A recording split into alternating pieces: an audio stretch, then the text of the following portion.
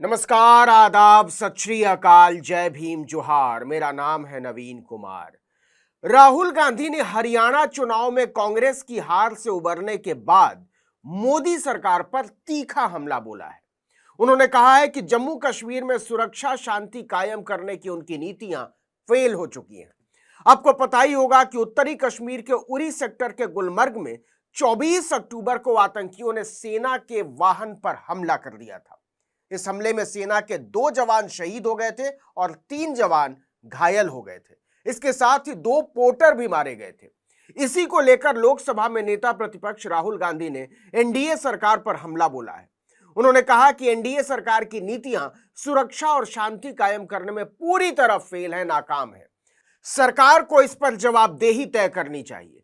इसके साथ ही सेना के जवानों और नागरिकों की सुरक्षा सुनिश्चित करनी चाहिए।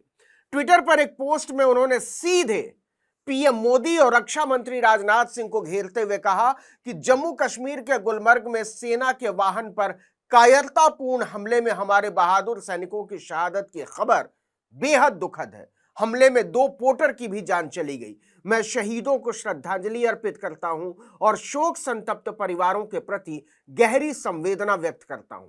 उन्होंने कहा कि केंद्र की राष्ट्रीय जनतांत्रिक गठबंधन सरकार की नीतियां जम्मू कश्मीर में सुरक्षा और शांति स्थापित करने में पूरी तरह फेल रही हैं। राहुल गांधी ने लिखा कि वास्तविकता यह है कि राज्य लगातार आतंकवादी गतिविधियों और हमारे सैनिकों पर हमलों और नागरिकों की हत्याओं के कारण खतरे में है। उन्होंने कहा कि सरकार को इसकी तुरंत जवाबदेही लेनी चाहिए और घाटी में जल्द से जल्द शांति बहाल करनी चाहिए। इसके साथ ही सेना और नागरिकों की सुरक्षा सुनिश्चित करना जरूरी है। वहीं केरल के वायनाड लोकसभा क्षेत्र से उपचुनाव लड़ रही कांग्रेस महासचिव प्रियंका गांधी वाड्रा ने भी आतंकी हमले में जान माल के नुकसान पर कहा कि आतंकी कृत्यों के लिए जितनी भी निंदा की जाए वो पर्याप्त नहीं है। जम्मू कश्मीर के गुलमर्ग में आतंकी हमले में 2 जवानों की शहादत की खबर बेहद दुखद है। हमले में 2 पोर्टरों की भी जान चली गई है। शोक संतप्त परिवारों के प्रति मेरी गहरी संवेदनाएं हैं। मैं घायलों के शीघ्र स्वस्थ होने की कामना करती हूं। प्रियंका गांधी ने कहा कि सभ्य समाज में हिंसा और आतंकवाद अस्वीकार्य है।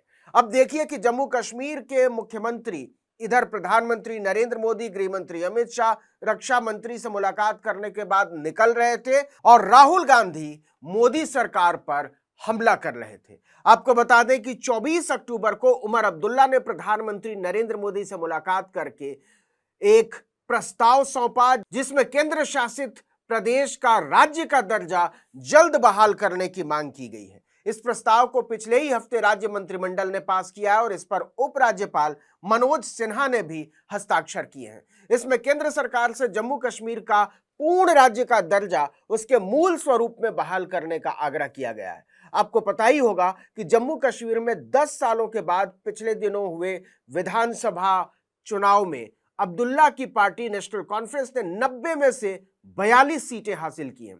इस चुनाव में पार्टी का कांग्रेस के साथ गठबंधन था। मोदी के साथ अब्दुल्ला की यह बैठक 30 मिनट से ज्यादा समय तक चली। इस दौरान उमर अब्दुल्ला ने वर्तमान सुरक्षा स्थिति और विकास कार्यों सहित जम्मू कश्मीर से संबंधित विभिन्न मुद्दों पर बातचीत की और इस बैठक के कुछ ही समय बाद जम्मू कश्मीर में सेना की टुकड़ी पर हमला हो जाता है। आपको बता दें कि प्रधानमंत्री नरेंद्र मोदी के साथ सीएम अब्दुल्ला की मुलाकात के केवल 4 दिन पहले भी जम्मू कश्मीर में एक बड़ा आतंकवादी हमला हुआ था। प्रतिबंधित लश्कर-ए-तैयबा के आतंकवादियों ने गांदरबल जिले के गगनगीर में 7 लोगों की गोली मारकर हत्या कर दी थी। इस हमले में एक स्थानीय डॉक्टर और 6 प्रवासी मजदूरों की जान चली गई थी। इन्हीं सबको देखते हुए राहुल गांधी ने हमला बोला है कि जम्मू कश्मीर में हालात केंद्र सरकार के नियंत्रण से बाहर है। मोदी के अलावा अब्दुल्ला ने रक्षा मंत्री राजनाथ सिंह से भी मुलाकात की थी और केंद्र शासित प्रदेश में बेहतर सुरक्षा स्थिति के लिए सहयोग मांगा था ताकि विकास कार्यों को पूरा किया जा सके। इसे लेकर रक्षा मंत्री ने ट्विटर पर एक पोस्ट में कहा था कि नई दिल्ली में जम्मू कश्मीर के मुख्यमंत्री से मुलाकात की।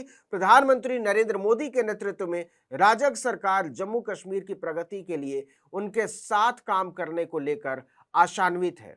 इसके अलावा अब्दुल्ला ने केंद्रीय गृह मंत्री अमित शाह से भी मुलाकात की थी और यह मुलाकात भी लगभग 30 मिनट तक चली थी। अधिकारियों के मुताबिक इस दौरान मुख्यमंत्री ने केंद्रीय गृह मंत्री अमित शाह को जम्मू कश्मीर की स्थिति से अवगत कराया और राज्य का दर्जा बहाल करने के मुद्दे पर चर्चा की। आपको बता दें कि 2019 में जम्मू कश्मीर के केंद्र शासित प्रदेश के रूप में पुनर्गठन के बाद से पुलिस बल केंद्रीय गृह मंत्रालय के अधिकार क्षेत्र में है। इसके अलावा उमर अब्दुल्ला ने केंद्रीय बिजली मंत्री मनोहर लाल खट्टर और सड़क परिवहन मंत्री नितिन गडकरी से भी मुलाकात की थी। अब राजनीति देखिए कि गडकरी, खट्टर, पीएम मोदी, राजनाथ सिंह, अमित शाह, इन लोगों से मुलाकात के बाद उमर अब्दुल्ला जैसे ही श्रीनगर की तरफ मुड़ते हैं, राहुल गांधी मोदी सरकार को कटघरे में खड़ा कर देते हैं। इस पर भाजपा का बिलबिलाना स्वाभाविक है, लेकिन यह भी सच है कि जम्मू कश्मीर में जो हालात हैं उसे न तो झुठलाया जा सकता है और न ही उससे मुंह मोड़ा जा सकता है। इस वीडियो में इतना ही, लेकिन अगर आपने आर्टिकल 19 इंडिया को अब तक सब्सक्राइब नहीं किया तो फौरन कर दीजिए, बेल आइकॉन दबाइए, घंटी जैसी आकृति लाइक कीजिए और कमेंट करके बताइए हमारा वीडियो आपको कैसा लगा। हमारा ट्विटर हैंडल है article19_India और मेरा ट्विटर हैंडल है नवीन जर्नलिस्ट।